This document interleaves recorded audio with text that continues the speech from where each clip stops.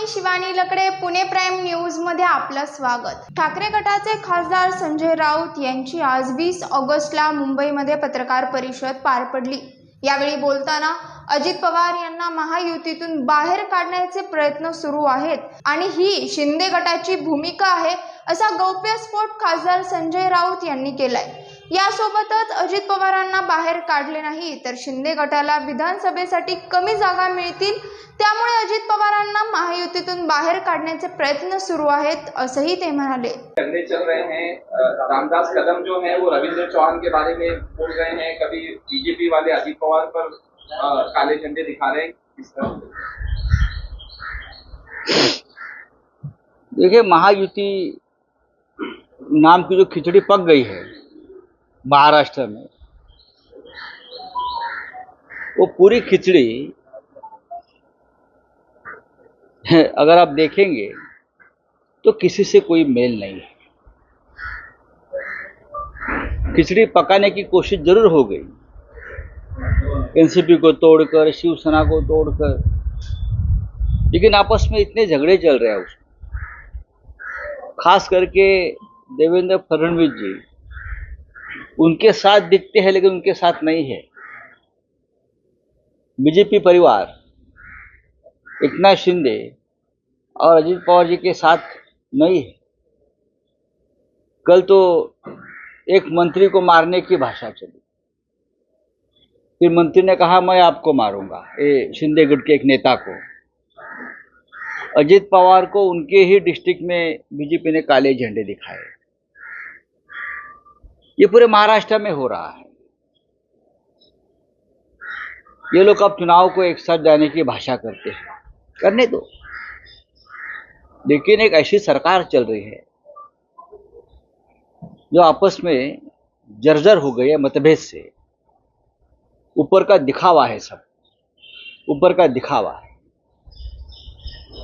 बात सही है कि मुंबई गोवा महामार्ग जो है वो तो लगता है वो स्वर्ग में जाने का रास्ता बन गया है। गोवा में नहीं, स्वर्ग में जाने का रास्ता है वो। और पूरे मुंबई में, ठाणे में, नासिक में, आप कहीं भी जाइए यही हाल है रास्तों में। इसलिए कि ठेकेदारों से पैसा और कमीशन लिया जाता है। ठेकेदारों से सिर्फ कमीशन और पैसा लिया जाता है, तो रास्ते कहाँ से आएंगे? ये सरकार जो चल रही है महाराष्ट्र में, उस सरकार को कोई चलाने का अधिकार भी नहीं है। अनकॉन्स्टिट्यूशनल सरकार है, फिर वे चला रहे हैं। मुझे तो लगता है, डर लगता है, जब टिकट बंटवारे की बात आएगी तो उस मीटिंग में खून खराबा हो सकता है। इस तरह की बातें मैं सुन रहा हूं। ठीक है, एकत्रित लढती निवडणूक ज्या प्रकारे विवाद दिसतोय, मी असं ऐकतोय की अजित पवारांना बाहेर काढण्याचे प्रयत्न सुरू आहे आणि ही शिंदे गटाची भूमिका आहे, नाहीतर ह्यांच्या वाट्याला जागा कमी येत आहेत। ही माझं आकलन आणि आम्हाला मिळालेली माहिती आहे की 3 जे पक्ष आहेत त्यांच्यामध्ये एकवाक्यता नाही। महायुती हा शब्द गोंडस आहे। महायुती ती युती नसून संघर्ष रोज त्यांच्या मारामाऱ्या दिसत नाहीत, पण चालू आहे। एक मंत्री आपल्या सहकारी पक्षाच्या नेत्याला मारण्याची भाषा करतो, थोबाड फोडण्याची भाषा करतो, म्हणजे प्रकरण किती टोकाला गेलेलं आहे आपण पाहू शकता। हे कशावरून चाललंय तर मुंबई गोवा महामार्ग हा स्वर्गात जाण्याचा मार्ग बनलेला आहे। मुंबईतले अनेक रस्ते, कोकणातले रस्ते, मुंबई नाशिक रस्ता आपण जाऊन पहा, म्हणजे ठेकेदारांकडून कशी लूट सुरू आहे या महाराष्ट्रात। PWD, सार्वजनिक बांधकाम खातं, नगरविकास खातं, या शिंदे गटाच्या ATM मशीन बनलेल्या आहेत, त्याच्यामुळे कामं होत नाहीत। सरकार हे फक्त पैशाच्या मागे लागले आहे। अनेक खड्ड्यांवरती अपघात होऊन लोक मरण पावलेली आहे। आणि ज्या मंत्र्यांविषयी शिंदे गटाच्या नेत्यानं सांगितलं त्या रस्त्याच्या बाबतीत ते सत्य तर आहेच, पण प्रकरण मारामारीपर्यंत गेलेलं आहे. जागा वाटपावरून मारामाऱ्या होणार आहेत त्यांच्या. उद्या जेव्हा हे 3 पक्ष एकत्र येतील जागा वाटपा संदर्भात, तेव्हा त्यांच्यामध्ये मारामाऱ्या होतील, एकमेकाच्या जागा पाडल्या जातील.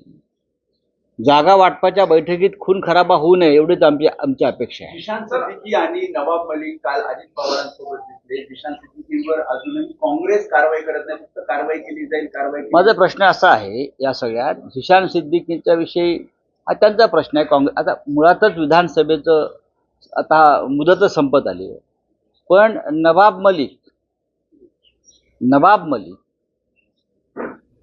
ह्यांच्याविषयी म्हणत ते त्यांच्यावर मुळात कारवाई सुडानच केली होती, जसे आमच्यावर केली. नवाब मलिक हे फक्त देवेंद्र फडणवीस आणि काही लोकांवर सातत्यानं पुराव्यासह बोलत होते.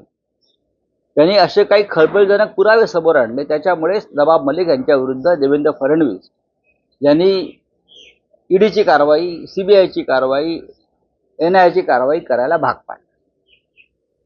आज नवाब मलिक सरकारमध्ये. प्रश्न इतकाच माझा आहे देवेंद्र फडणवीसांना, जेव्हा नवाब मलिक हे विधानसभेत सरकारी बाकावर बसले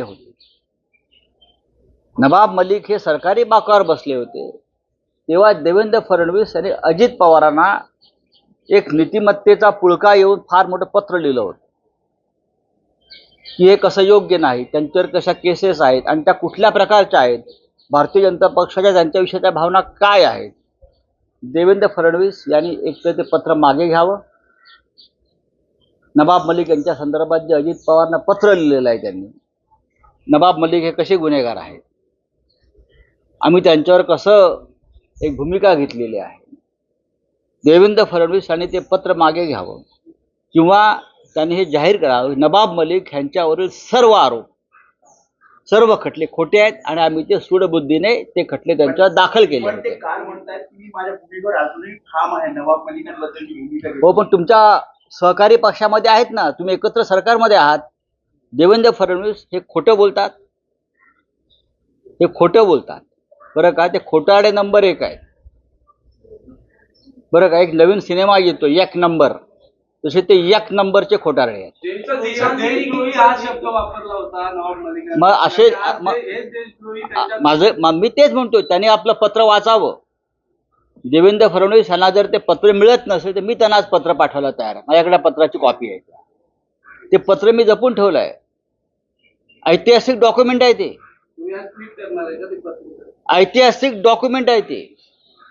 देवेंद्र फडणवीस यांनी अजित पवार यांना नवाब मलिक यांच्याविषयी लिहिलेलं पत्र हे राष्ट्रभक्तीचं एक ऐतिहासिक डॉक्युमेंट आहे की आम्ही किती नीतिमान आहोत आणि आम्हाला अशी माणसं आमच्या आसपास चालणार नाहीत आमच्या बाकावर, अशा प्रकारचं पत्र. पाहत रहा पुणे प्राईम न्यूज. धन्यवाद.